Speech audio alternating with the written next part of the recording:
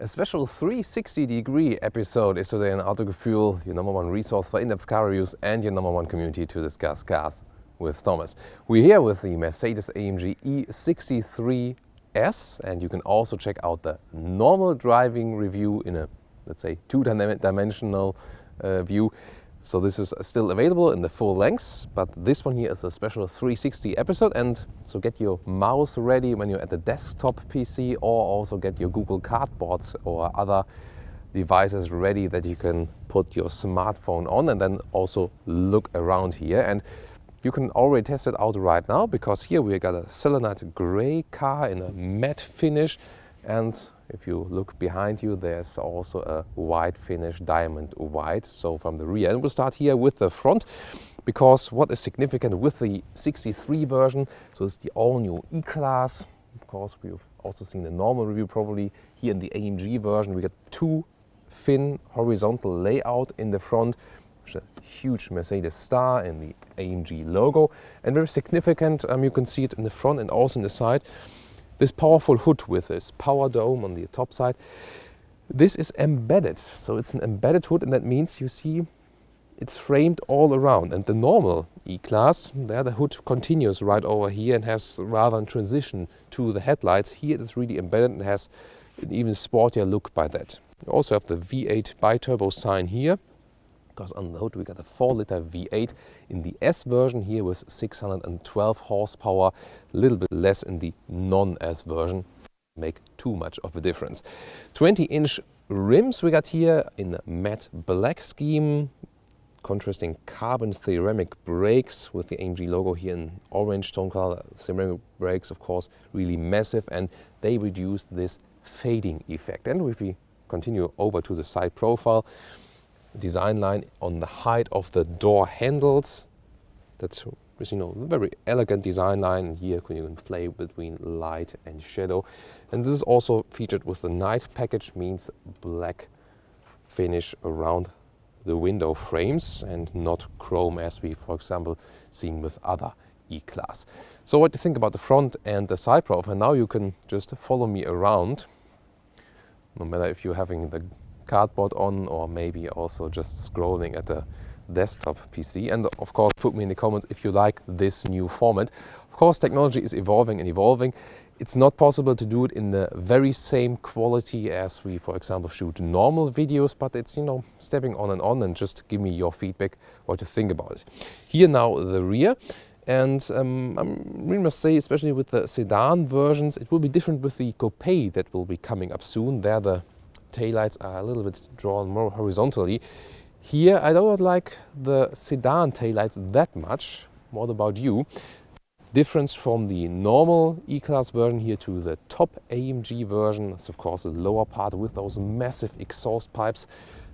AMG, and if you look inside here, well, the rear part is indeed fake. The real exhausts are hidden there, but you know, there are two here and two there. Again, the exhaust pipe theme, this is really something a lot of people complain about, and I can understand it. But of course, designers want to make it very much even, also with the middle diffuser right here. The suspension that we fit here is based on the air body control. It means also has the air suspension, but stiffened up a little bit for an AMG riding feeling. And this difference you will also feel if you compare it, for example, to the 43 version. So two colors right here already. Which one would you prefer, the bright or the rather dark one? And I would say we also take the car out for a ride, because it's also very interesting to be in the car, especially here on the racetrack in Portimao, Autodromo in Portugal. And then let's enjoy some hot lap here, also still with a 360-degree view.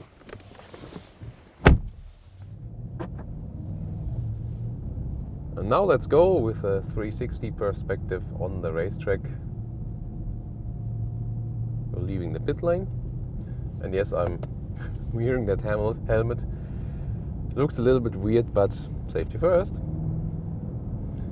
And we are also starting in the sport mode, and I've mounted you here those special gauges, the racing gauges that you can see the power output of the engine, kilowatts and Newton meters of torque. Very interesting, definitely. And I'm not sure if you can see that on the 360 view, but in the left side of the gauges here, you can see that the tire pressure is wrong.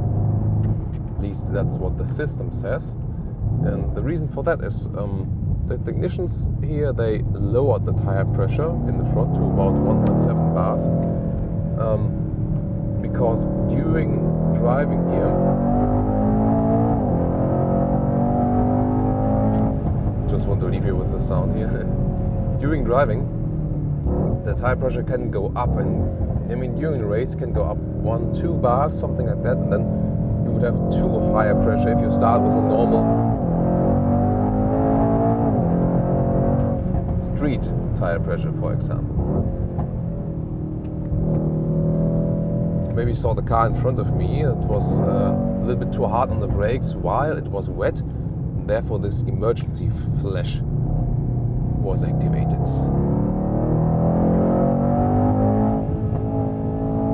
Well, that is a part of a racetrack here in Portimao. It's really tricky because you can't really see where you're going to, and you're going over those hills. Very interesting.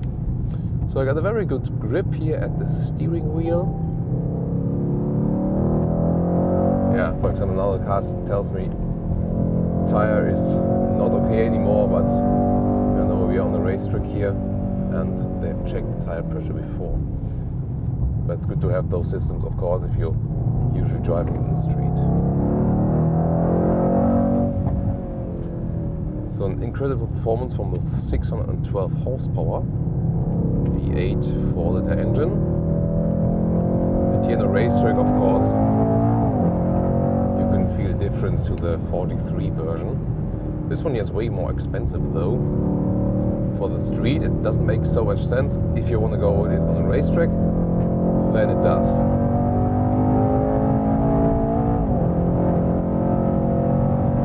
So 200 now, 220, 230, 240 was the speed now I've reached, and I mean even at that speed here, the guy in front of me is really hitting the brakes very hard.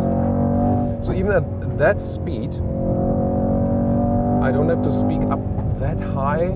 So this superb sound insulation of the E-Klasse really does the trick. Of course, if I'm trying to do a fast lap here now, it's not about sliding the car around. So sliding is not fast. You can also take a look to the right or to the left.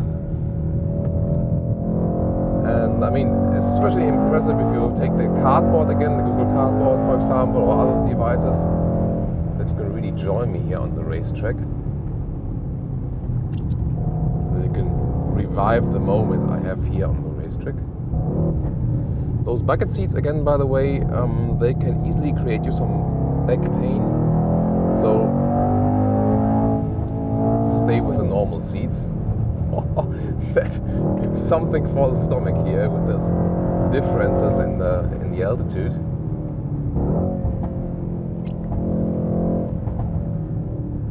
So what are you using a cardboard at the moment? Then maybe enjoy the moment and write me later. Or are you on a desktop PC and just using the scroll to the right and left function? Surely something very impressive to use. So not everyone has to go on the racetrack, him or herself. You can just join me here then. Very smooth ride still. It's in the Sport Plus mode. With the race mode, the stability control would be drawn even a little bit further.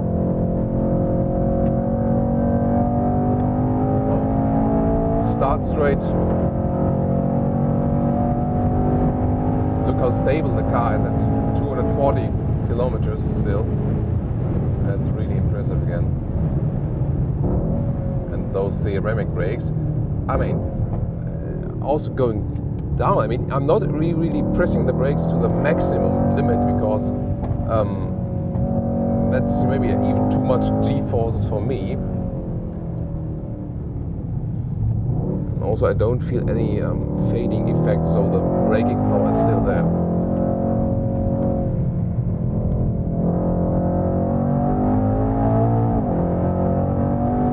So now just enjoy, relive the experience here.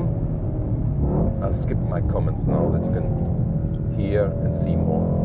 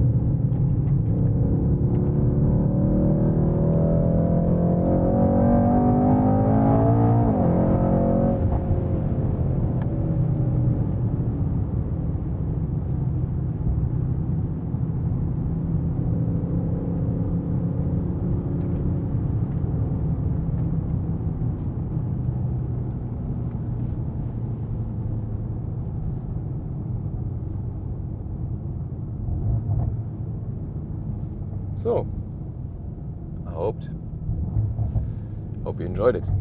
What do you think? Leave me some comments.